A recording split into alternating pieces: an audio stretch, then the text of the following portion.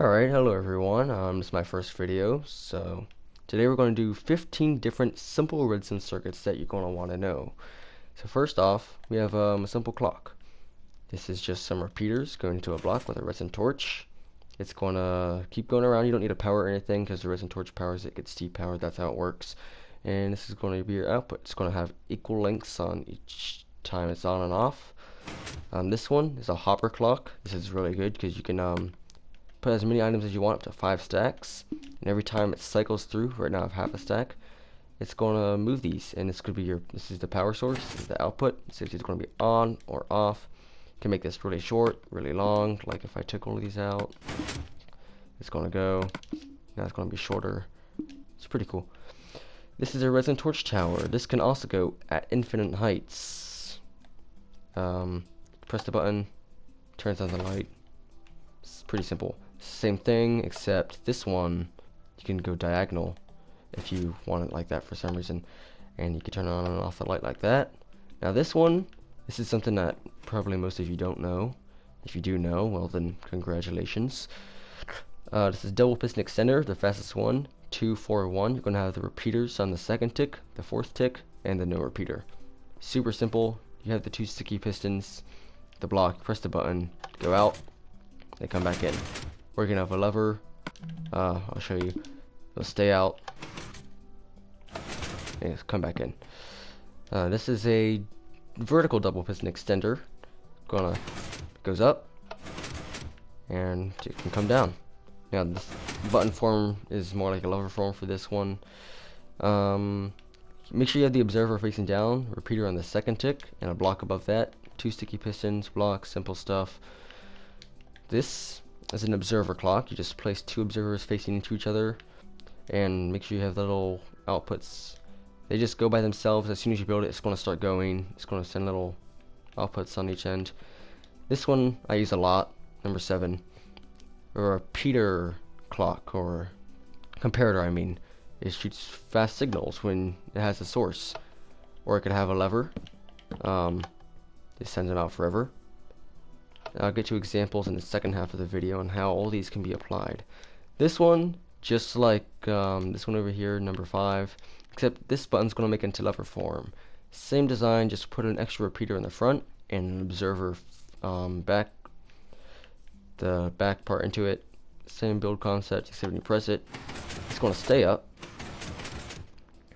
and it'll come down. No, I mean this is button, that's lever, whatever. This one, if you want to have a tower of slime blocks with the redstone thing to power something up tall, just go and fit in between a skinny area, just do this, press the button, goes up, powers the light, comes down. It doesn't have to be a light obviously, but if you want to power actual redstone, just put an immovable object or glazed terracotta so the slime blocks don't grab onto it and break it, and you put the redstone on top of that. This is a redstone lamp, just for lighting. You can have daylight sensor on top. If it's in night mode, it turns off. Day mode turns on. If it's in night, this would be off. If it's in night mode, it will be on. And it'd be day, well, it's off. Just keeping the inverse. This is a T flip-flop. This is really useful. You just have a repeater, a sticky piston, a block, and your output over here. You take a long signal and turn it into a little, very short one. And this is with a sticky piston. You can make it really fast. This one is if you don't have slime balls, you can use a normal piston and it will do the same thing. Just make sure you have a gravity block like concrete, powder, sand, gravel, like it. Same thing. It'll just fall back down. This is one of these. I mean if you want to build one you can. I don't really use them that much anymore. It's just have some repeaters and all facing into each other in a loop, and you just like apply a power source and it's going on in a clock forever. It's like that one, except you can make the pulses shorter and the intervals longer and stuff. This is a trap chest. If you want to do stuff with a trap chest, like someone opens it and it does a thing, like if you open it, light turns on. So this only provides one redstone output, so make sure you have a repeater somewhere around here or directly in the back of it, so it would actually do something. This is the last one, and this would be a hopper. For people that don't know, Hoppers move items, and you can put them in other containers. Like, say you got done mining, you want some cobblestone, put it in there. It's gonna start going in this chest. Now we can get into more advanced things using these techniques in the next video, like slime block things, doors, bigger things that go off the basic topic for more people that are more into the redstone. Now let's do some examples.